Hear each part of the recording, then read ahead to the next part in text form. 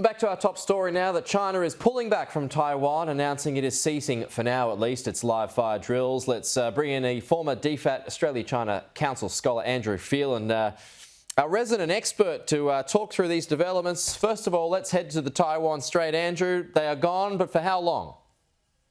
I think they'll maintain drills pretty consistently over the next period. I mean, every day they've had planes going into the Taiwan Strait. The response post the Pelosi visit was more of an upscale of that, perhaps a dress rehearsal of what they might do down the track. And what they've done is they've given analysts, military analysts around the world, an early look at what they might do. There's been some discussion of a blockade. They can't do a blockade right around the island and sustain that. But what they might look at doing is blocking the port of Keelung in the north and Kaohsiung, Taiwan's largest port in the south, and trying to interdict the imports of, key commodities like oil or something like that. Okay, let's bring it home to the ambassador's speech yesterday. He warns that China will take Taiwan. We know that's going to be the case. It wants its people to be re-educated. It's up to Australia to mend things. There's some pretty chilling stuff there. Oh, very much so, and we should take this very seriously. And China's domestic economy has got all sorts of problems at the moment. So as Hal Brands from Johns Hopkins has written, there's a window of probably high risk. But if you were looking at the ambassador's presentation yesterday and you watched the first 10 minutes, you'd probably be thinking, gee, he's a nice guy, and things are pretty good. He went to great lengths to point out the size of trade and that roughly 40% of our exports go to China. So that's all about positioning the leverage that China has over our economy, as it were. But then from there on, everything seemed to go south. He talked about Huawei in particular as a pain point for China. Said Huawei's been unfairly treated, and if you remember, Huawei sponsored the Canberra Raiders, as they've done sporting teams in other capitals. They are critical to China's grand plan. They're the kind of digital cornerstone of Belt and Road, if you like. And Australia was the first country to ban them.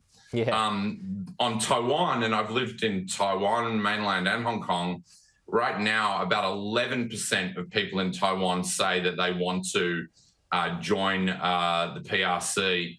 That trend has been heading south for the last few years. More and more people see themselves as Taiwanese as opposed to Chinese, and they have no desire to be part of the PRC. And then, of course, if you look at what's happened to Hong Kong, it's not exactly a great ad for one country, two systems. So what does this make of? What do you make of the new guy then? So given that he's been a bit passive aggressive. Yeah, well, he's a very sophisticated diplomat. He you look at his CV, he's done stints in Ethiopia, Africa's second most populous country, an important country on the continent where the African Union is, India, Indonesia. His English is superb. He comes across as being very likable. But at the same time, he has to toe the party line. He's on a pretty short leash. He's got his masters still. 100%. And he's has very little leeway. In fact, if he went off piece too much, he'd be recalled to Beijing pretty quickly. So he's got to get the message out spot on, Peter, and do what his masters tell him to do. Yeah, it's so interesting though. They keep bringing up Huawei and the technology here. I mean, as Tony Abbott has said to me in the past, it'd be like Telstra wanting to go to China and setting up a tower over there, as if they would allow that. Just on that point, Peter, I mean, there'd be absolutely no way that they would allow our ambassador to China, Graham Fletcher, to do the same thing over there, address on live television. And of course, they don't have a free press. It's all state controlled. That's true. But, I'm a great believer in reciprocity and mutual respect.